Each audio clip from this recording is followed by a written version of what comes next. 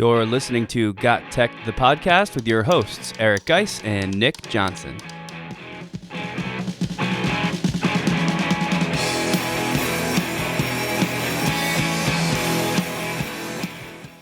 Welcome back to GotTech, the podcast. This is episode 53 called Anyone Can Create Media with Bruce Reicher. In this episode, we introduce EduMentor Bruce Reicher to talk about media production in the classroom, book publishing with EduMatch, and the power of PLNs. Check it out.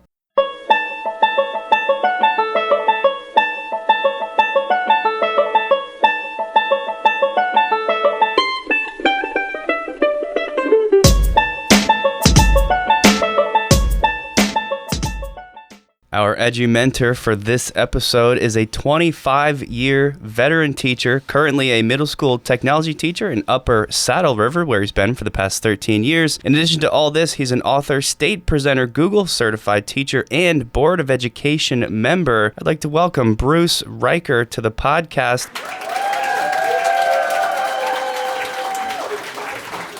Bruce, how you doing this morning? I'm doing great, guys. How are you? We're doing fantastic. We're very excited to be talking with you. I know that we've been, following each other on social media for a while, but it was a pleasure to get to meet you in person at the NJECC conference. It was a great time. Yep, no, same here. That's an awesome conference, and it has so many different things to choose from, and I'm all about sharing and paying it forward, and that's one of the reasons why I like listening to the podcast that you guys have. Thanks, Bruce. Yeah, we're really excited to have you on, and you've got a pretty exciting journey, and I'm really happy to get to share that with our listeners today. So I'm going to jump straight into it, and just kind of get a big picture of sort of what made you get into education, where did this all come from, and just to describe your journey for our listeners. No, definitely. Big picture, I never even thought about being a teacher. I was like a type of kid that had the old transistor radio, which no kid would know what it is now, like under my pillow, listening to the Mets and Yankees and even Islanders in the day, like winning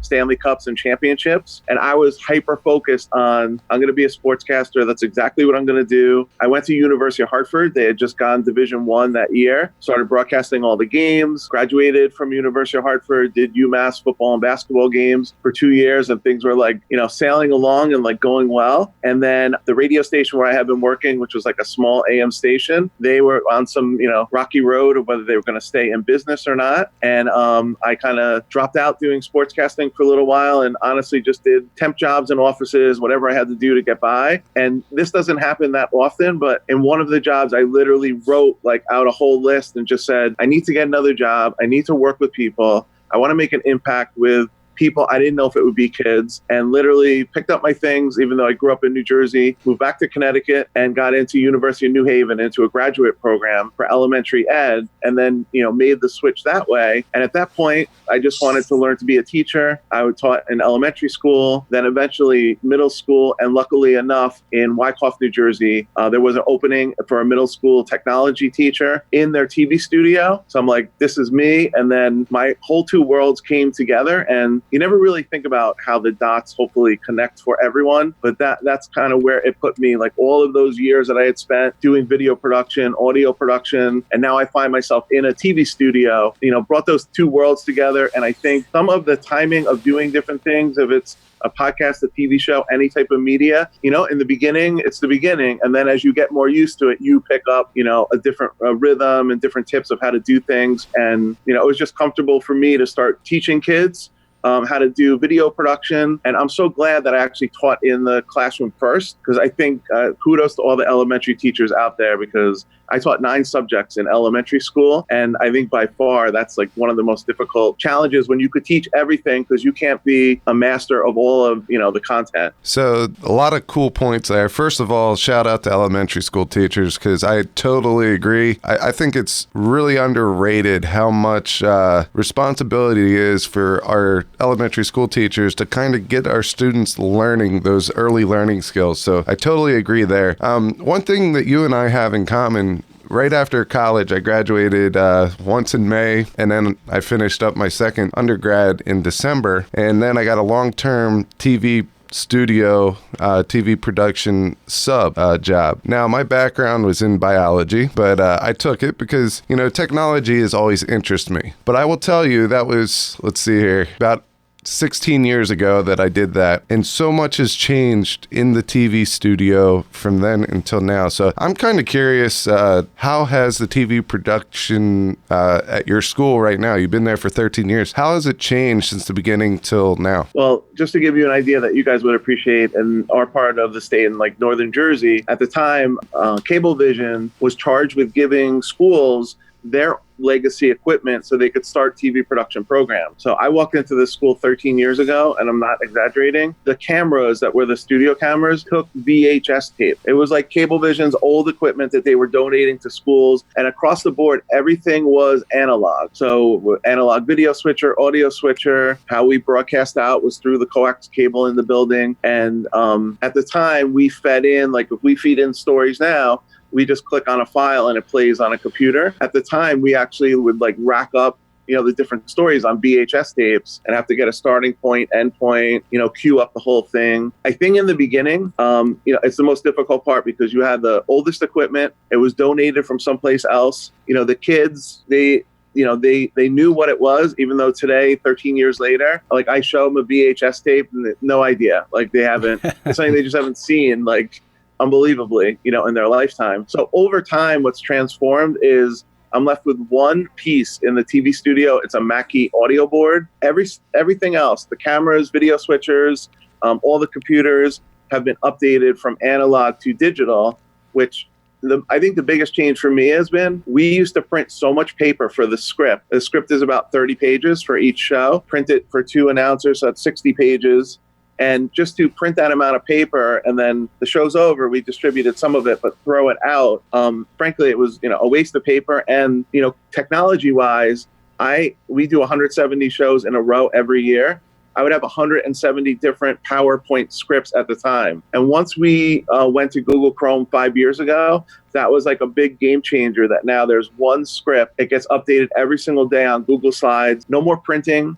All the students get it shared on their Chromebook. I'm lucky enough to work in a one-to-one. So I would say the computer technology is incredible compared to what we had started with, either handing out sheets or before that writing things, on whiteboards. And the other thing, which is so true, is Moore's Law, which is from 1968.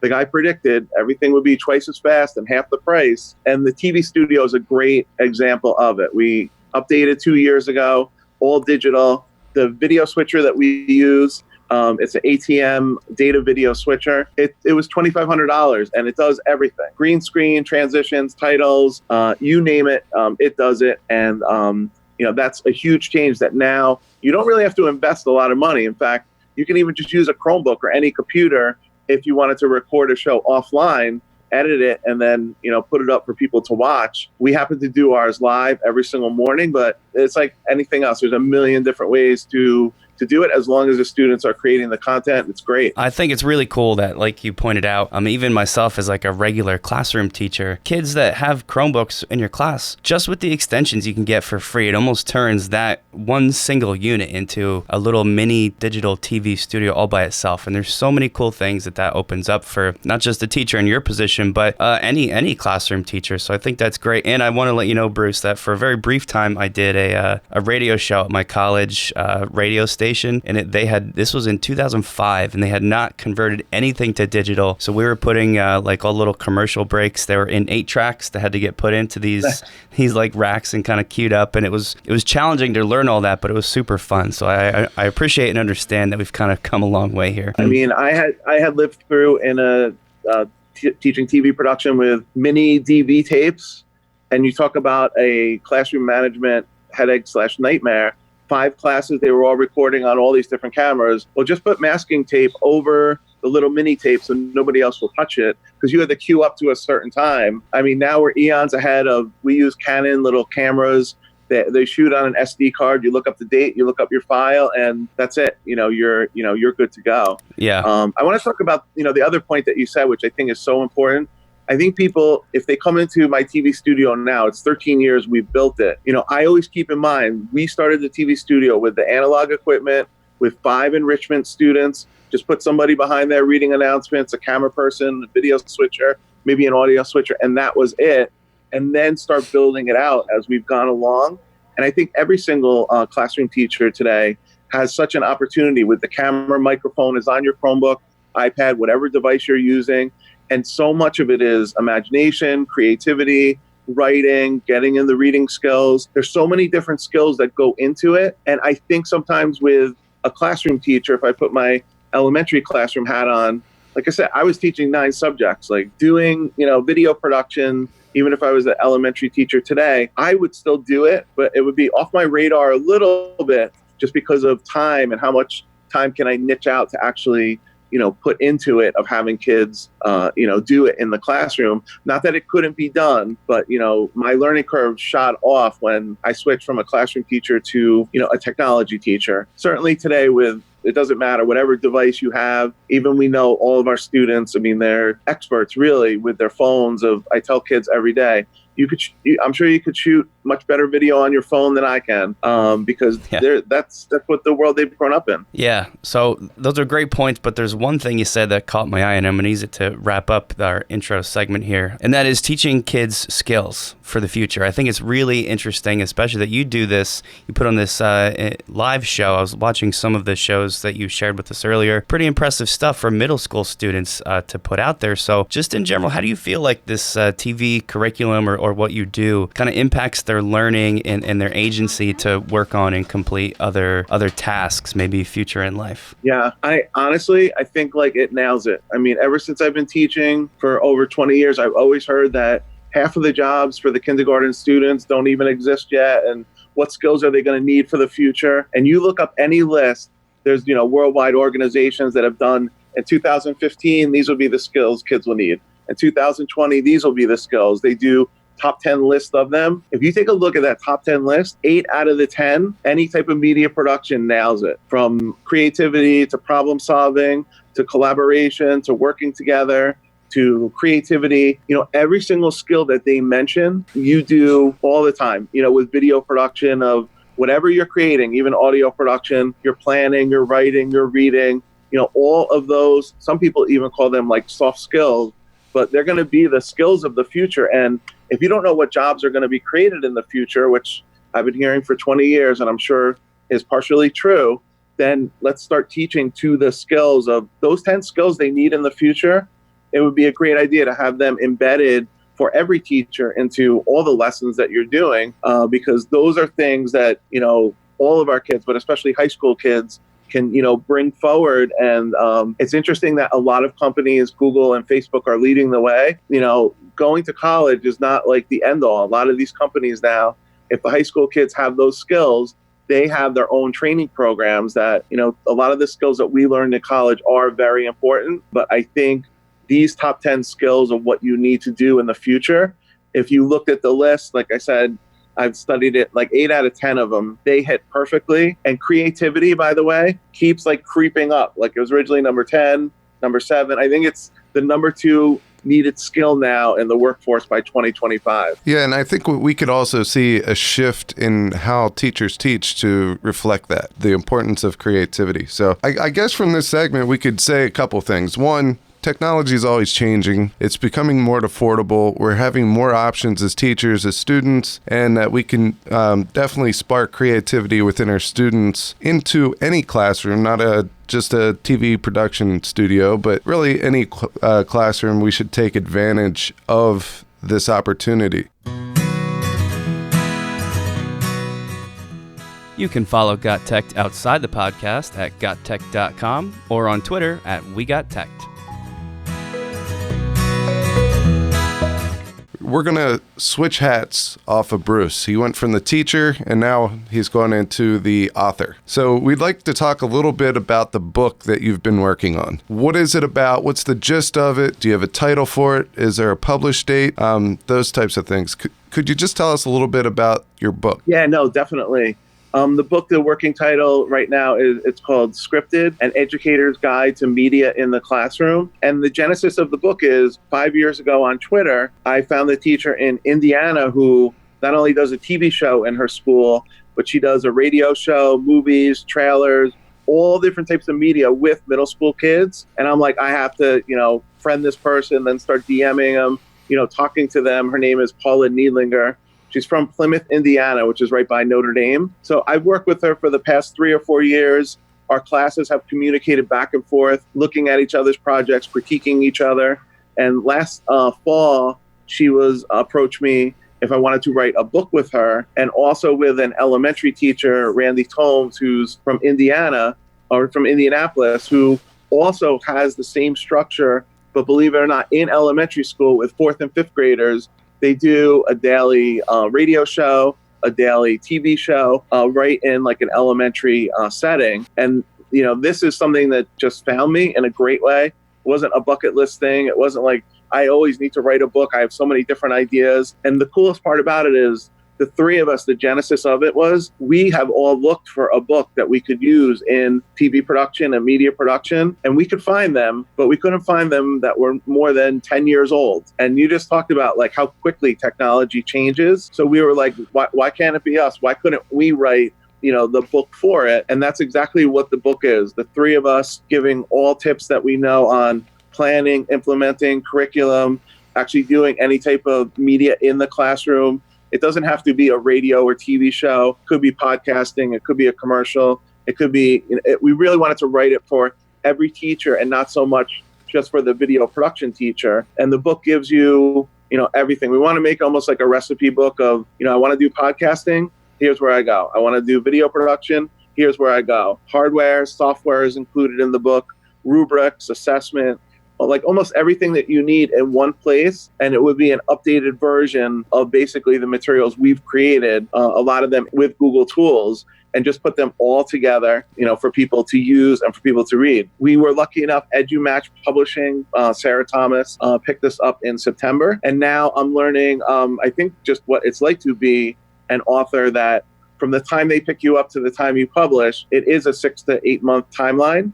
So we're hoping that in May or June, the book will be out. Right now it's in the process of being edited by their editors, and then we get it back, we make our changes, and that takes place over a long period of time. Right. So I think there's one cool thing you said there that really I noticed, and that is we so many times as teachers, you're looking for a resource that doesn't exist, right? And when you can actually create that yourself, those always, I think, end up being the most valuable things, not just for you, the person who's putting it together, because I'm sure there's a ton of learning that happened there for you, but also for other teachers, because this was actually made by a classroom teacher because it was a thing that didn't exist. So you went out and did it, and I think that's really powerful for teachers to hear. The other thing that I wanted to piggyback on is you mentioned Sarah Thomas, and I've seen Sarah Thomas speak on several occasions, not in person, but live. She was on a couple of professional developments that were going on online. Super fan of Sarah Thomas. How did you get connected with Sarah?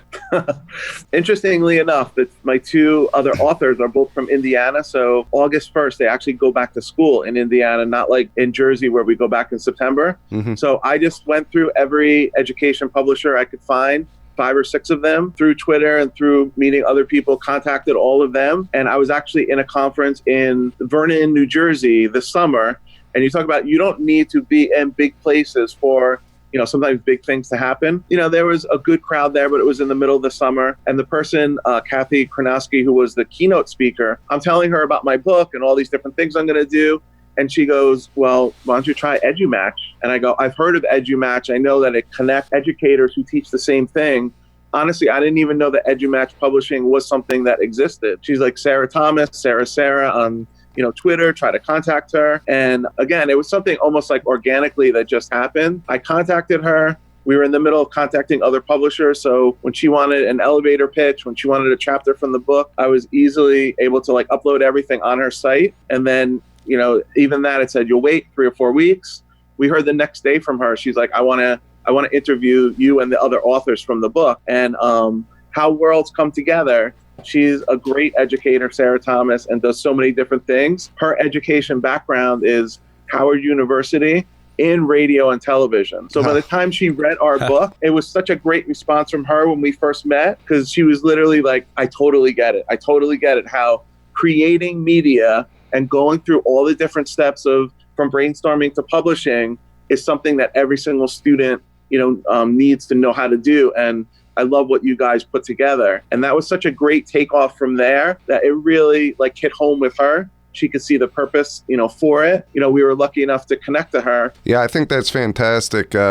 I heard a similar story not too long ago with Sarah in it, and I just think that if Nick and I ever get our stuff together and we want to write something down on a piece of paper and give it a go, I mean, to me it's kind of a lot like a dissertation, which I just went through. The give and take, that feedback, I'm not sure, since I just completed that, if I'm ready to hop into a book. Mm-hmm. But I do have some ideas, and you also named Kathy, who I recently contacted, and I think she's going to come on the podcast soon to talk. She's like everything Flipgrid, but she's so much more than that. She has her flip hunts. She has a whole bunch of stuff. She's starting to mess around with Flipgrid and AR, VR type stuff, and I really like to talk to her about that, but I think you nailed it. PLNs are so powerful. Even though they seem like it, sometimes you're living in a fantasy world. You'll never meet up with these people. I mean, we met up with you last week. We met up with a couple other people at the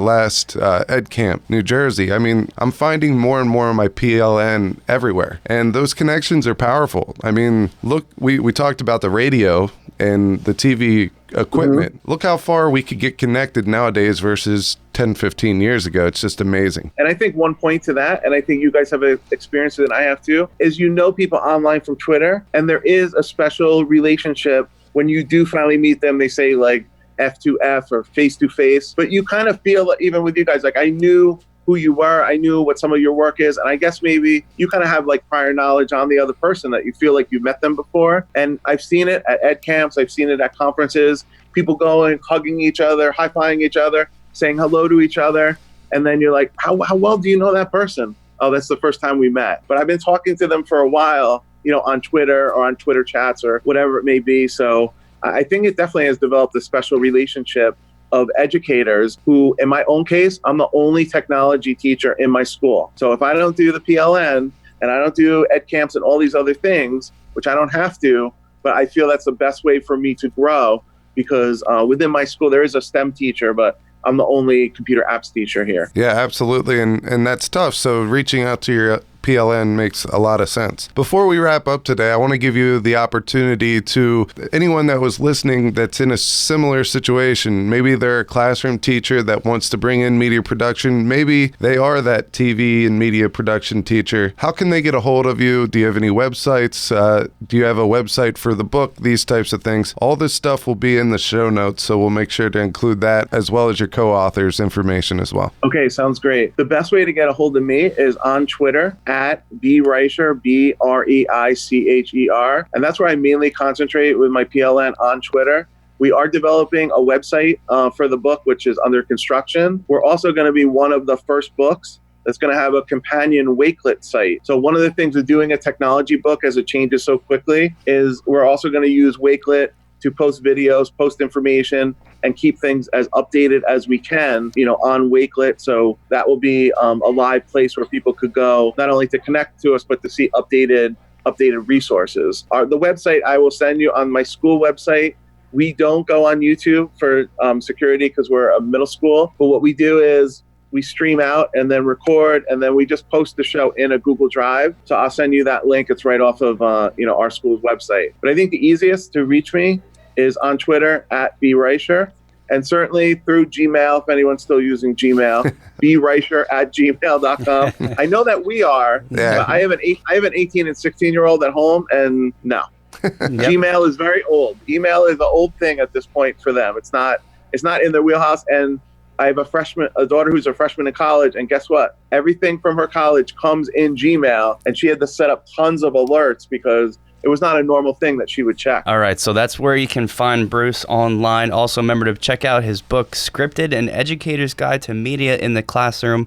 Bruce, this has been really awesome. I'd like to say just thank you again for coming on the show today. No, thank you, guys. I always enjoy talking education, getting a couple new ideas, and I appreciate you having me on. Thanks for listening to Got Tech, the podcast. Remember to subscribe to our show and follow us at We Got Tech on Twitter so you can stay up to date with the latest episode releases, blog posts, product reviews, and PD announcements. You can also follow Geis and I individually at Geis Got Tech and at Nick Got Tech on Twitter or on Instagram at Nick Got Tech. Finally, remember to check out our website, GotTech.com, where we post all our episodes, articles, and resources available to you for free. Until next time.